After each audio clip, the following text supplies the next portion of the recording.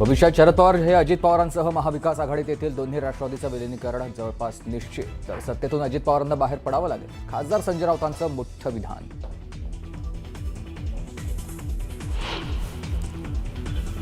शिंदे रुसून बसले. तुरसलेल्या सुनबाईच्या सारख्या दिल्लीमध्ये चक्रा सुरूच. तर ठाकरेंच्या प्रीतिसंगमामुळे सत्ताधाऱ्यांमध्ये भीती संगम. संजय राऊतांचा शिंदेंसह भाजपला टोला.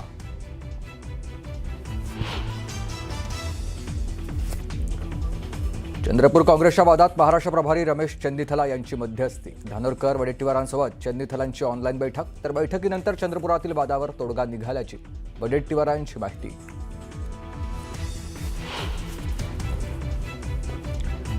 मुंबई मनपा महापौर निवडणूक फेब्रुवारी होण्याची शक्यता आहे. भाजप आणि शिवसेनेची गटनोंदणी न झाल्यानं निवडणूक पुढे ढकलल्याची माहिती.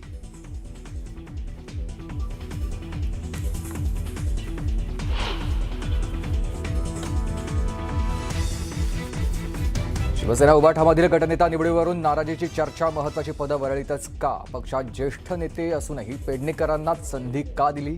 नाराज शिवसैनिकांचा सवाल.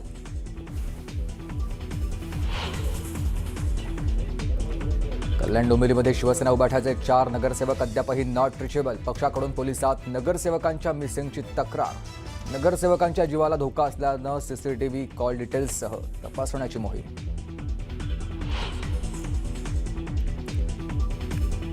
बिहार भवनाचं बांधकाम थांबवण्याची ताकद कोणामध्ये नाही. बिहारचे मंत्री अशोक चौधरींचं राज ठाकरेंना आव्हान. तर राज ठाकरे महाराष्ट्राचे राजा आहे का? बिहार भवनाला होत असलेल्या विरोधावरून अशोक चौधरींचा सवाल. युनुस शेख आणि सहर शेख घेणार आज उपमुख्यमंत्री एकनाथ शिंदेंची भेट.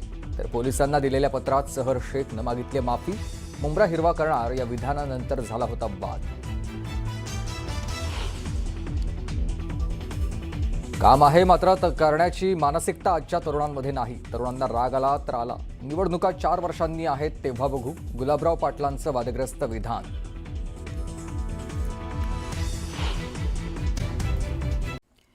कल्याण डोंबिवलीतील राजकीय परिस्थितीबाबत देवेंद्र फडणवीस यांना विचारलं असता सध्या मी दावोसमध्ये आहे आणि गुंतवणुकीवर लक्ष देतो आहे.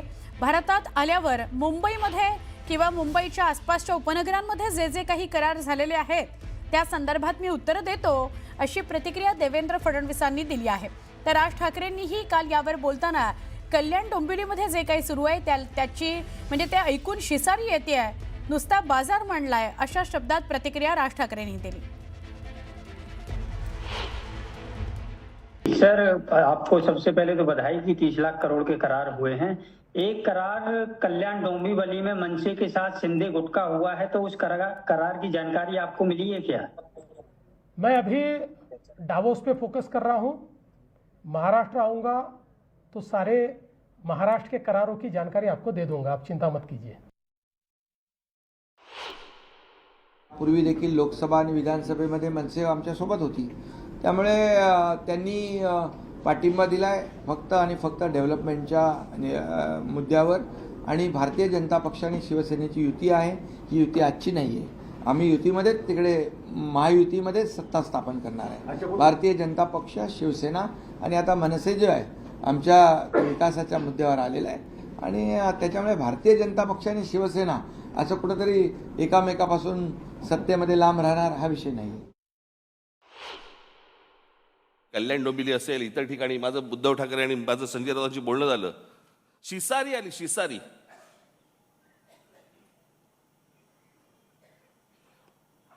ज्याला व्यथित व्हायला म्हणतो ना आपण, की काय चालू आहे, कुठे नेतोय आपण.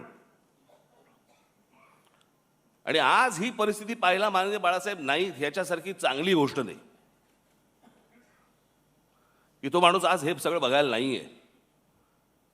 तो पाहूच शकला नसता हे माणूस, की ज्या राजकारणाची परिस्थिती पाहिली. मला आज मी त्या दिवशी माझ्या भाषणामध्ये मी म्हटलं की आज इथे माननीय बाळासाहेब असायला पाहिजे होते. पण आज महाराष्ट्राची आणि देशाची जी राजकीय परिस्थिती निर्माण झालेली आहे, म्हणजे गुलामांचा बाजार.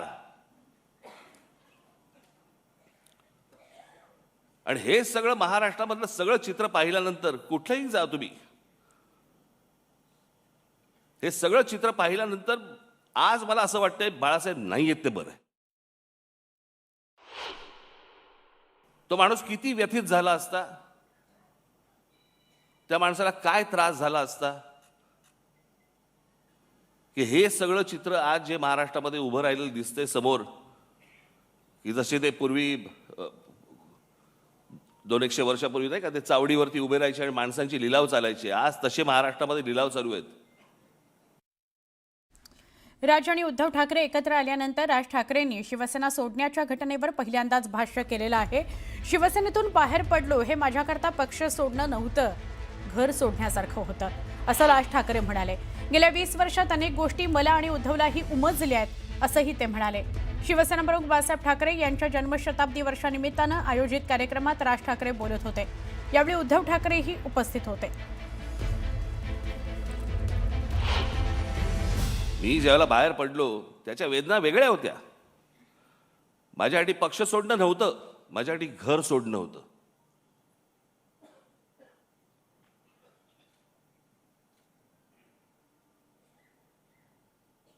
पण त्या सगळ्या गोष्टीला आता एक 20 वर्षाचा काळ निघून गेलाय. अनेक गोष्टी मलाही उमजल्या, अनेक गोष्टी मला सोडून उद्धवनंही उमजल्या असतील. द्या सोडून ते आता. ओशिवरा गोळीबार प्रकरणी आता अभिनेता कमाल खानला पोलिसांनी ताब्यात घेतलेला आहे. 18 जानेवारी दुपारी 12:30 वाजता ओशिवरा इथं गोळीबार झालेला होता. एका मॉडेल आणि लेखकाच्या घराच्या दिशेनं गोळीबार झाला होता आणि संपूर्ण घटनेची फिल्म इंडस्ट्रीच्या अँगलनं तपासणी केली जात होती. नेमका गोळीबार का करण्यात आला याचा तपास सुरू आहे आणि या दरम्यान परवाना असलेल्या पिस्तूलची साफसफाई केल्यानं पिस्तूल चालू आहे का हे तपासणीसाठी गोळीबार केली अशी माहिती कमाल खाननं पोलीस चौकशीत दिलेली आहे. घराशेजारील खारफुटी परिसरात मोकळी जागा असल्यानं गोळीबार केला.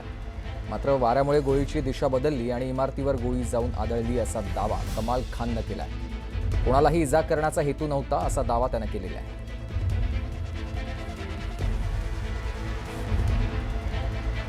ओशिवरा गोळीबार प्रकरणी महत्त्वाची अपडेट. तर एक महत्त्वाची बातमी आपण बघतोय. बदलापूरमधल्या सोनवली भागामध्ये आत्मीय हाईट्स या गृहसंकुलात माघी गणपतीच्या दर्शनासाठी गेलेले शिवसेना शिंदे गटाचे नगरसेवक हेमंत चतुरे यांना भाजप युवा मोर्चाचे अध्यक्ष तेजस म्हस्कर आणि त्यांच्या कार्यकर्त्यांनी बेदम मारहाण केलेली होती.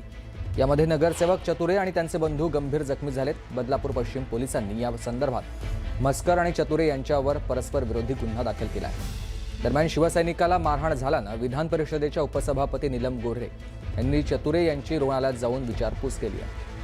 चतुरे आणि त्यांच्या भावाला बेदम मारहाण करण्यात आली आहे.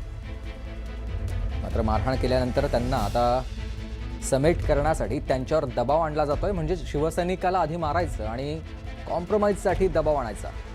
याचा अर्थ शिवसैनिकावर गोळीबार करून नंतर कॉम्प्रोमाइज करायला सांगणार का असा सवाल गोऱ्हे यांनी उपस्थित केलेला आहे. ही मारहाण एकतर्फी होती. समोरच्यांना कोणत्याही प्रकारच्या जखमा किंवा दुखापत झालेली नाही. मग पोलिसांनी क्रॉस कंप्लेंट कशी नोंदवली असा सवाल देखील त्यांनी उपस्थित केला.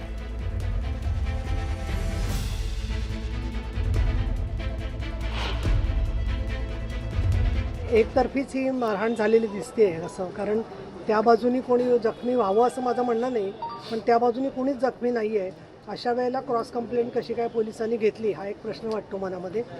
आदिवासी समाज असल्यामुळे एखाद्याच घेतलेली असेल, परंतु ती वरिष्ठ स्तरावरती, जिल्हा स्तरावरती आणि स्वतः पोलीस महासंचालक स्तरावरती तपासून घेणं फार गरजेचं आहे. आणि दुसरं म्हणजे सगळीकडे शांतता नांदावी, न्याय मिळावा ही आपली भूमिका आहे. अशा वेळेला अशा प्रकारे एकदम कायदा हातात घेऊन असा जो हल्ला केला गेला त्याच्यामध्ये त्यांच्या तब्येतीवरती परिणाम झालेला आहे, खूप गंभीर आहेत. तर कल्याण डोंबिवली महानगरपालिकेत शिवसेना आणि मनसेच्या झालेल्या युतीची संपूर्ण राज्यात आता चर्चा होते. शिवसेना आणि मनसेचा कल्याण डोंबिवलीमधल्या या युतीवर भाजप प्रदेशाध्यक्ष रवींद्र चव्हाण यांनीही प्रतिक्रिया देणं टाळलंय.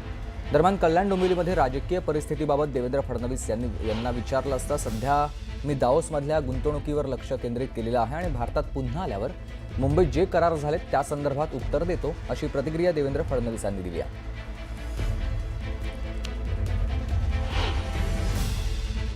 सर, आपको सबसे पहले तो बधाई कि 30 लाख करोड़ के करार हुए हैं. एक करार कल्याण डोंबिवली में मनसे के साथ शिंदे गुट का हुआ है, तो उस करार की जानकारी आपको मिली है क्या? मैं अभी डावोस पे फोकस कर रहा हूँ. महाराष्ट्र आऊँगा तो सारे महाराष्ट्र के करारों की जानकारी आपको दे दूंगा, आप चिंता मत कीजिए. पूर्वी देखील लोकसभा आणि विधानसभेमध्ये मनसे आमच्यासोबत होती. त्यामुळे त्यांनी पाठिंबा दिला आहे फक्त आणि फक्त डेव्हलपमेंटच्या मुद्द्यावर. आणि भारतीय जनता पक्ष आणि शिवसेनेची युती आहे, ही युती आजची नाही आहे. आम्ही युतीमध्येच तिकडे महायुतीमध्येच सत्ता स्थापन करणार आहे. भारतीय जनता पक्ष, शिवसेना आणि आता मनसे जे आहे आमच्या विकासाच्या मुद्द्यावर आलेला आहे. आणि त्याच्यामुळे भारतीय जनता पक्ष आणि शिवसेना असं कुठंतरी एकामेकापासून सत्तेमध्ये लांब राहणार हा विषय नाही आहे. लोकांवर काही नोटीस किंवा कारवाई केली जाणार आहे? अजून तरी मला माहिती नाही, त्या विषयावरती साहेबांचं माझं बोलणं झालेलं आहे, परंतु अजून तरी साहेब त्याच्यावरती काय असं कळतं की राज ठाकरेंना हे सगळं माहीत होतं किंवा तशी पूर्वकल्पना तिकडच्या स्थानिक नेत्यांनी दिली होती. मला असं वाटतं की स्थानिक नेतृत्वाला आम्ही सही कल्पना दिली होती की तुम्हाला स्थानिक लेवलवरती काय करायचं ते करा, त्याप्रमाणे त्यांनी ती भूमिका घेतलेली आहे.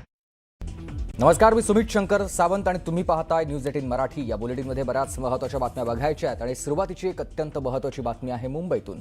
मुंबई महानगरपालिका निवडणुकीनंतर आता सत्ता स्थापना तसंच विविध समित्यांवरील आता वर्चस्वाच्या हालचालींना वेग आलेला आहे आणि अशामध्येच मुंबई महानगरपालिकेतील महापौर निवड आता पुढे ढकलण्यात आल्याची माहिती समोर आली आहे. मुंबई मनपा महापौर निवड फेब्रुवारीमध्ये होण्याची शक्यता आहे. भाजप आणि शिवसेनेच्या गटनोंदणीची प्रक्रिया अद्याप पूर्ण न झाल्यानं महापौर निवडणूक पुढे ढकलण्यात येणार असल्याचं कळत आहे. मुंबई महानगरपालिकेच्या महापौर पदासाठी आरक्षण सोडत जाहीर झाल्यानंतर आता 31 जानेवारी रोजी मतदान प्रक्रिया राबवण्याचा निर्णय घेण्यात आलेला होता.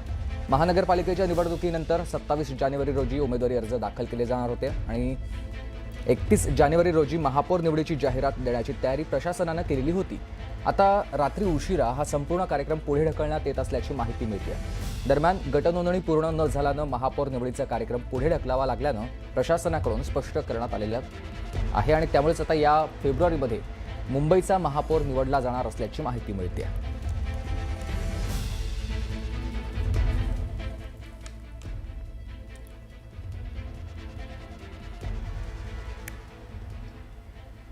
कल्याण डोंबिवलीमधील शिवसेना उबाठाचे 4 नगरसेवक नॉट रिचेबल आहेत. त्यांचा शोध घेण्यासाठी शिवसेना उबाठानं थेट पोलीस ठाण्यात मिसिंग तक्रार दाखल केली आहे. कल्याण पूर्व जिल्हाप्रमुख शरद पाटील यांच्या नेतृत्वामध्ये पदाधिकाऱ्यांच्या शिष्टमंडळानं कोळसेवाडी पोलीस ठाण्यात तक्रार दाखल केली आहे.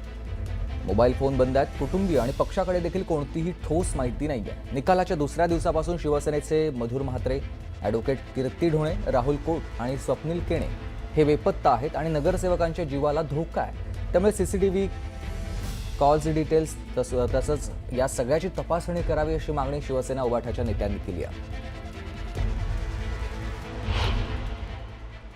जे काय नॉट रिचेबल झालेलं आहे तर त्यांना जे काय सत्ताधाऱ्यांनी पळवलेलं आहे तर त्याबद्दल आम्हाला एक आणि जनतेला पण जे काय अविश्वासाचं वातावरण झालेलं आहे की आमच्या चिन्हावर निवडून यायचं, जनतेशी पण प्रतारणा करणं हे कोणालाच आवडलेलं नाहीये.